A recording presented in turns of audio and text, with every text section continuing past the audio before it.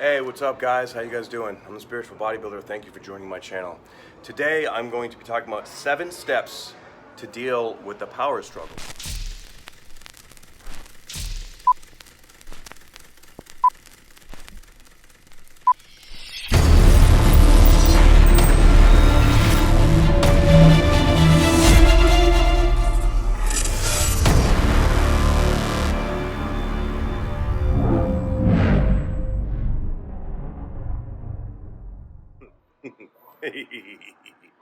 Power struggle. I think everybody at some point in their life, if you're working towards something, or if you're in a significant relationship, you're going to have a power struggle. That's just how the world works in order for us to learn, what we need to learn in order because a lot of us don't really have solid emotional boundaries, right? And this is all about establishing those solid emotional boundaries and becoming unfuckwithable, basically. But in order to get to that process, we're going to have to come up to some kind of resistance in order to teach us and show us, okay, I'm not going to let you treat me like that. But we have to sort of rise above it, because in a power struggle, we're essentially, the resistance is making each other feel uncomfortable, right? So we are projecting onto each other our discomfort and saying, it's your fault, you make it better. But when we take the responsibility and be like, you know what, we're both doing this, it's our responsibility, so let me deal with this in a more mature manner. And you'll find that dealing with the power struggle is like taking away oxygen from a fire. You can either feed the fire with gasoline by talking shit and by feeding back that energy, or you can just not respond and not feed the energy, and eventually the fire will die out. Okay, but also there's always an emotional, intense emotional response when it comes to any kind of power struggle, right? No matter how much they try to hide it, you can feel it especially when it gets real bad, where you guys just cannot communicate anymore, right? So you have to be the emotionally mature one and keep yourself in check. Take those deep breaths. So here's 7 steps that I have outlined that I think, if you follow them, will help to diffuse any kind of power struggle. All right. Number 1, you want to connect first. So help them understand that I'm not your enemy. Okay? Okay, what is wrong? How can I help you? Would you like me to leave and come back? Speak softly. Don't speak condescendingly. Some people can take that as condescending. You just want to be clear. You want to be calm. And you want to be as logical as possible, because the logic will help them sort of see how they're being emotional, and that may help to calm it down. Now, if you're dealing with a child, this would be a bit of a different story, because you know how to address your child in a particular way. But what you don't want to do is instill guilt or shame with a child. Okay, so take it slow. Okay, why did you do this? What do you want? We're in this together. Let's figure it out, right? So it's like that feeling of, okay, we're in this together. Let's figure it out. I'm not your enemy. All right. Number 2, let them be right. Because especially if someone's emotional, or again, a child or a significant other, okay, there's some kind of validity to what they have going on and to what you have going on. But in order to be able to establish even keel or ground, to turn it from a power struggle into a productive experience, you have to let them be right. You have to, at first, when they're emotional, because that will take their guard down. Okay, you're right. What exactly do you mean by blah, blah, blah? Or how exactly do you propose that we fix da, da, da, right? And again, it's all about your intention. 80% or so of our communication is through our body language, is through our energy, right? So when we're nice and calm and up front, make eye contact, okay? The eye contact in a gentle way. Don't stare them down, but okay, I'm here. I'm present with you. What do you want, right? What is this all about? Number 3, back off. If they're still emotional at this point, then they're just completely illogical and they're not responding. Take a step back. Okay, clearly everything that I'm saying is not working.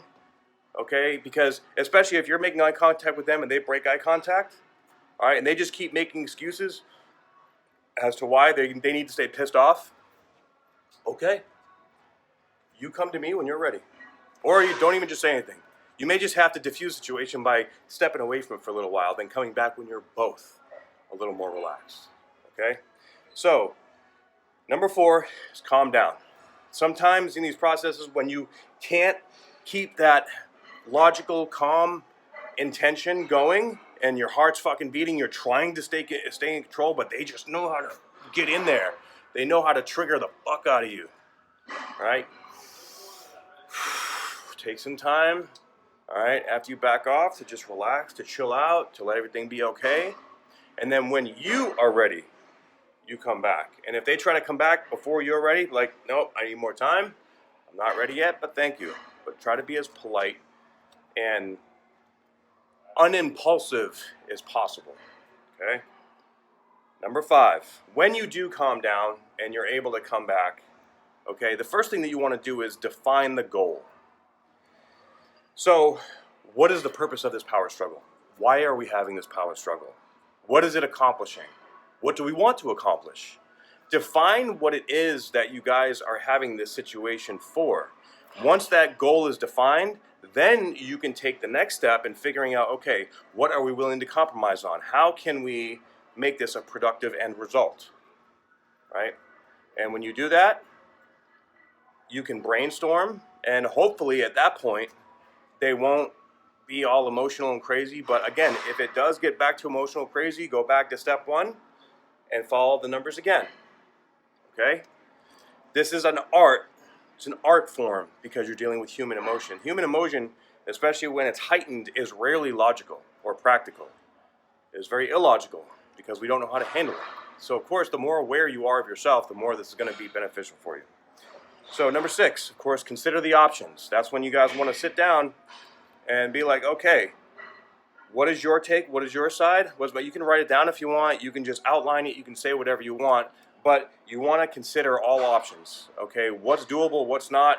What's realistic? What's not? How do we make this work? How will this make it worse? You know, and if it's choosing between 2 piles of shit, then you both have to agree on, okay, what pile of shit that do you want to work with? Okay. Now, I mean, you know, you see situations that go into like courtrooms and, you know, like get all the way to where, you know, people are just doing ridiculous things. We want to try to avoid that kind of stuff. You know, a lot of people at some point in their life will have to deal with this, like dealing with custody battles, dealing with, you know, business breakups and things like that.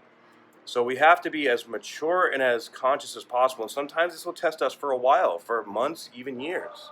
Okay, whatever it is, though, it's teaching you emotional stability and groundedness and trusting yourself and being true to yourself. Okay, so remember that. Remember that going through this process, because these processes can be very difficult sometimes. Now, number 7 is provide choices and let them have the last word. Because really, the last word isn't going to mean shit. Because at this point, you've already considered the options. You described the plan. You know, you should be communicating. And if you just refuse to work with each other, then, okay, you have the last word. I hope you feel better. Because really, the last word is that egos need to be right. Okay, so if they do have the last word, you are the bigger person.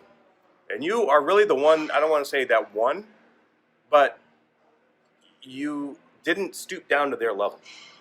And when you don't stoop down to a level, when someone's trying to bring you down there, that's stealing the oxygen from the fire. They cannot do anything.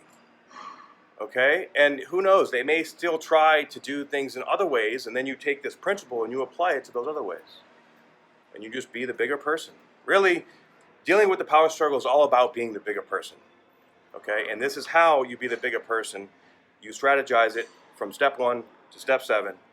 And you will see that drama will start to diffuse in your life. Okay? So if you have any of your personal stories about your power struggles, please comment below. I'd love to hear about it. And you know, please like, share, and subscribe if you like this material. And I'll talk to you guys in the next video. All right? Much love and respect. Peace.